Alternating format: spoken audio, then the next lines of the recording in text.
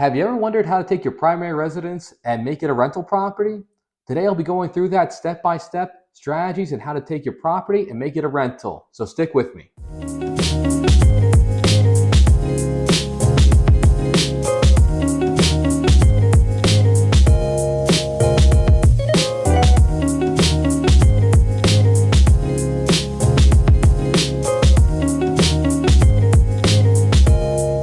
I'm Emmanuel, and welcome to If I Can, You Can, the channel where if I can do it, you can do it too. I go over real estate investing and home renovations. If you like what you see, please like and subscribe below. Leave a comment. I always want to hear what you have to say. But today, I'm going to be going over how to buy your primary residence and then turn it into a rental property. I'm going to be breaking down this process into 6 steps today. The first one being finding the right property. Now with this, the first subset of this is finding out what your budget is. You need to know how much you can afford. Now, this isn't going to be a free thing. They have programs out there where they say that's 0% down. I usually find those have a lot of caveats to them that don't really make them worth it when you look into the long run. But usually you're going to need to come back with some money into the deal up front. Now, thankfully, since it's not a rental property or an investment property, that can be a lot less because you're living in it. What that does is the banks know that you're very unlikely to just step away from a property if you're living in it and you depend on living there versus a rental property where someone else and you're much more likely to step away and say, hey, you know what? Take it back, bank. With that, the advantage is that you can have a 3.5 to 5% down if you have a FHA loan or a conventional loan. Makes it a little bit more flexible. But with that, you're going to need to find out how much you can budget for. Let's take a $500,000 house. Oh, let's use conventional loan for this. About 5%, let's say. You're going to need to come out of pocket with $25,000. But hold on, you're going to need to get closing costs in it too. Now you can get a little creative with this. Maybe you find a house that's worth a little bit less than the market value and you can negotiate up a little bit higher and have the seller give you back closing costs. That's what I did on this property. But typically, let's just say that doesn't happen. Maybe there's going to be 3% towards closing costs. It's all in, you're in at 8%. 8% of $500,000 is going to be about $40,000. Or let's take that even lower. Let's say you find something that's $200,000. Now we're talking about $16,000. It's just, you need to find out what the going rate is for your area and then find out if you can afford that. Then goes into choosing the right location. Yeah, it may be a little bit nicer to have a house that's really cheap, but if it's very far away from your work and you're making a 2-hour commute, that might not meet your lifestyle. Or if it's in a really rough area, it may be cheap, but there's a reason that price tag's there. Make sure you feel safe and make sure it fits your lifestyle. And if it really puts you out of the way, it may do more harm than good. If you have to drive 2 hours each way, it's really gonna wear on you. Wear and tear on your vehicle is going to go high and through the roof. Same thing with fuel. Keep that in mind. You'll also want to look for a place that has good schools, something that the next renter behind you is going to really like and find attractive. Maybe near a hospital or a major attraction in your city. Keep these in mind when you're looking at location too. And then there's looking for value add. I typically like to look for something that's cosmetic. That's all I want to look at. Hey, you know what? The doorknobs are really old. Every single room in the house is painted a different color. Real simple fixes. Then you can go in there. While you're living in there, you can put on your own touches, bring it up to date. Real simple stuff. Paint's really cheap. Just you want to look for those value adds that you can put your own touch in or hire a contractor to do it. And then finally, you want to get pre-approved for a loan. Don't be one of those people that go out and get a real estate agent without a pre-approval. It is just not a good way to do it, and it's really a good way to make a bad name for yourself, because when you have the perfect house in sight, if you don't have a pre-approval and you're running around scrambling to get a loan for that property, you're going to put a lot of stress on people. And if it comes out that you can't afford the house, it just screams that you're wasting everybody's time. So do yourself a favor, get a pre-approval, know how much you're good for, and it's probably a good idea not to go to the maximum of your limit. Leave yourself some wiggle room. I mean, it's life. Murphy's Law, anything that can go wrong will go wrong. So leave some buffer in your budget, please. And a final bonus for finding the right property is be very careful of the property that you buy. If you're looking at a condo, a co-op, townhome, something with an HOA, these can limit if you can rent out behind you. Yes, you own the property. Yes, it feels terrible that someone else can dictate what you do or not do with your property, but that's the world we live in, and they have the ability to say, no, you can't rent it out. Know the covenants, know what you're buying, be aware of your exit strategy in case you want to rent it out afterward, that you actually can do that. Step number 2 is going through the purchasing, moving in, and settling. With that, you're going to have to buy the property. Make sure when you do that, you're evaluating everything that needs to be done. Set aside a budget. Things aren't necessarily as much as you think they are. I had someone come through here and estimated $15,000 for replacing all the windows around in my house. It turns out I know contractors that'll do that for significantly less because I source the parts and then they just do the labor. You gotta look for the ways that you can save money and have it done properly also. So make sure you take a list of anything you want when you're finding that property. That way you know what to budget for and you know what time frame of how long it may take to do that item. Now there's a lot of advantages of being able to live in the house. First off, you're going to have probably a percentage point less than an investor style loan. So take advantage of that.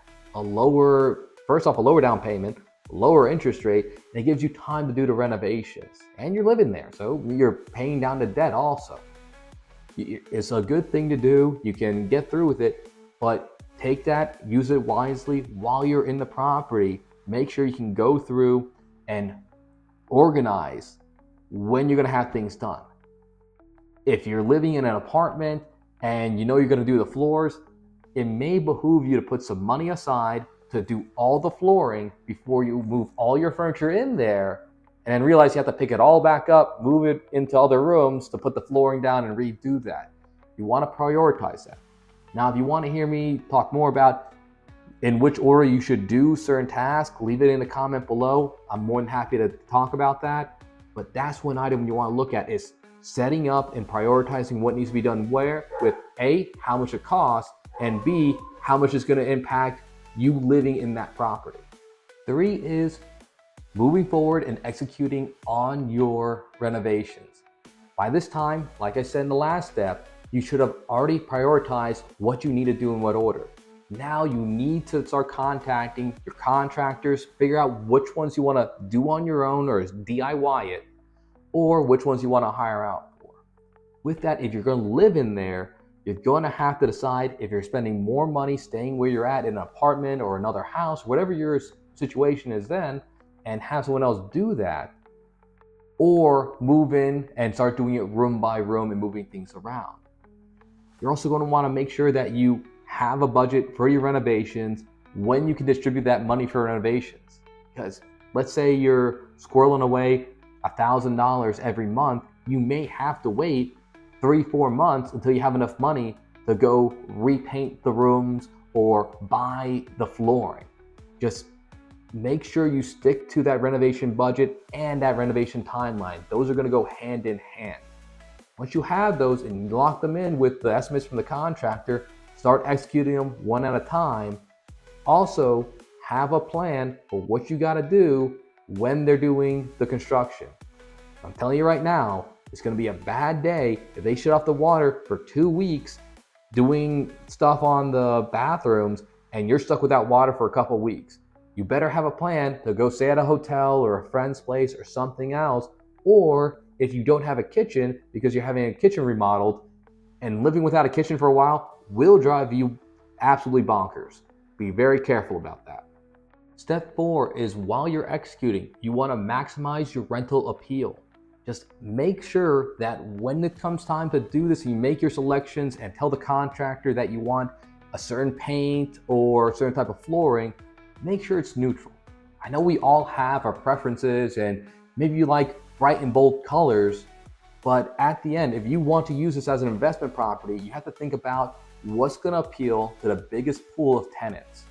And making everything bright purple and bright pink, not saying that it may not fit your lifestyle and you may not like it, but you have to look at a person living after you. And that tenant pool that likes bright pink in every single room is going to be this small compared to the very neutral colors, which may be huge.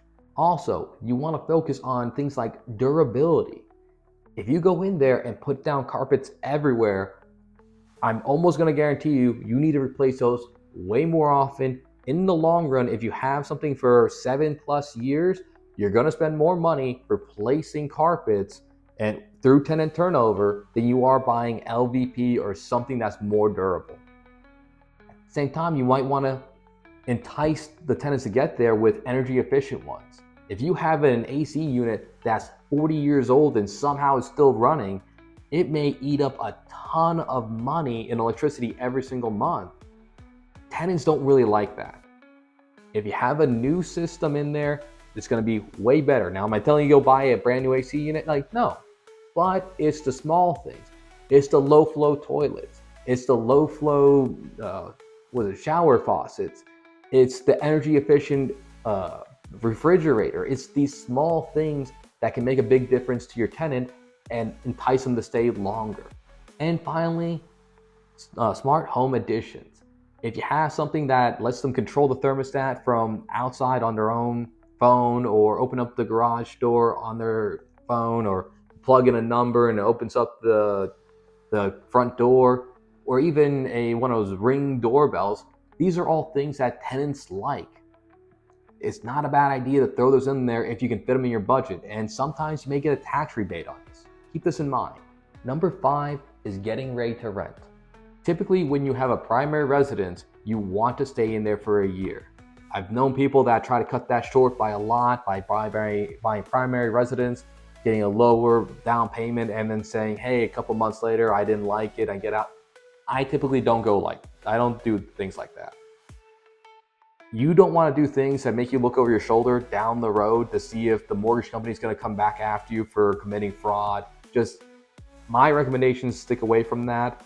And a year is plenty of time to do a lot of the stuff yourself. Get the contractors coming through, maybe get them on a low season when they don't really have a lot of work, get a better rate for that, and then get ready to rent it out.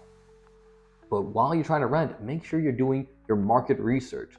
You should have enough time to look month to month and see how much a house with a 3-bed, 2-bath, and 1,500 square feet is going for in your area. Gather that information, see what their status of their house is, how modern or updated it is compared to what you have. See the comparables. Now, yes, something that's more new that you renovated is going to fetch more of a price, but it's not going to be double the amount of money. You have to be realistic. Whenever you run these numbers, be conservative. And if you see plenty of these other houses listed for this, try to be comparable to those other houses. Then you're going to want to market this. You have to go out there and you have to put it on a platform that people are going to see, whether that's Craigslist or Facebook Marketplace or Zillow. All these are places you can put it. But when you do this, you're going to take pictures. This is probably the most important part. If you go and spend $25,000 on a down payment on a house, you've been paying it down for the last 12 months, you put X amount of tens of thousands of dollars into the property to make it better, spend a couple $100 taking professional pictures. They look night and day difference, and they will get you a better pool of tenants. It's just the way it works. Spend the money on that and then start listing it. Make sure you're accurate with your listing. Talk about the features that you added in, the efficient appliances, the better features, how it's updated. Make sure you add all those things in there that you would want if you were a tenant. And once you start getting applicants in, you're going to want to screen those tenants. Make sure they don't have any evictions. Make sure they make whatever you feel appropriate, but normally it's like 3 times the amount of whatever the rent is per month. Make sure they make enough to cover that. Make sure they have a good credit score, they don't have any evictions, they don't have any violent crimes committed in their past. However you want to screen them, these are just typically what we do when we try to rent out for our properties. But make sure they're the appropriate fit for what you want in your property. And 6 is going to be doing this exchange from living in a property to renting the property and managing it. You're going to have to find another place to live unless you're doing a house hack, which just means that you're living in a property and renting out another portion of the property. This can be done with multifamily housing, or if you're able to separate it out or do a room by room thing. But for right now, let's imagine that you're renting out the entirety of the house. You're gonna have to find another place to live in the meantime. So go in there, look at it, heck, see if you can refinance it. If you bought the property, it was $200,000 and you put $50,000 into it and now it's worth, this is extreme, but $400,000, you may be able to refinance out of it and get up to 75%, which would make it $300,000, maybe $100,000 out of it. That's enough to take it, go buy another property, start it over again, and move through it. However, you can't do this with FHA loan if you have an FHA on the first one. They only allow you to do one, and then you have to move to a conventional or refinance out of your FHA one, and then you're allowed to have it again. With this, you want to make sure you have to run your numbers and that it covers the mortgage, the insurance, the taxes with PITI, all that stuff, plus any reserve funds, which I do 5 to 10% depending on your comfortability and how much you want and how much you can get away with for your rents. And then anything beyond that is going to be cash flow. But you're going to have your first property and it will bring in money. I say be very careful, because there's some areas I found where if you have a mortgage and on a property and buy a house for $400,000 and your rent on it or your mortgage on it is $3,000, some areas the rent for that house may be significantly less than what your mortgage is, especially in this high interest rate environment. If you're in that situation, be very, very careful. It may be better to stay in there for a couple more years, or maybe 1031 exchange it into something else, or live in it for another year so you have 2 out of the last 5 years. Sell that, because if you do 2 out of the last 5 years as a primary residence, it's going to be tax-free. Consult your tax professional, please. This is just what I've done myself. And then you can move into another property. But be very careful of this trap. This happens a lot more than you think. But now that you're in another property, you have to figure out how to manage the original one. Are you going to manage it yourself? That's a lot of work if you don't know what you're doing. You need to set clear boundaries with the tenants on what they're allowed to do and not allowed to do. If they ask you for the moon in the sky and go outside the contract, you gotta set a clear boundary on what they're allowed to do and not allowed to do. And then anything that comes up with repairs, try to be accommodating for that, because you have to keep in mind, if there's a leak and you don't get on it soon, you're causing damage to your own property. It comes with a lot of nuances. If you want me to go into with self-managing versus property managers, I'm more than happy to go into it, but there's a lot that goes into that. Then there's setting up a maintenance system. Before you rent out, make sure you know who you're gonna call if there's a leak, if you have a problem with a light switch, if you have minor repairs that need to get done. You don't want to be stuck at the last minute scrambling to call an emergency plumber and not have somebody that you know waiting in the wings to help you out. Know who you want to work with, see if they're able to come out on a short notice if you need it, and have a good relationship. Good relationships go a long way when you're in this industry. That way, when something does happen, you're not at the mercy of whoever is there first. And then finally, the best part is monitoring your cash flow. Watch the money come in. Stack the money up, have it in reserves for the next purchase that you need to do, or in case something happens.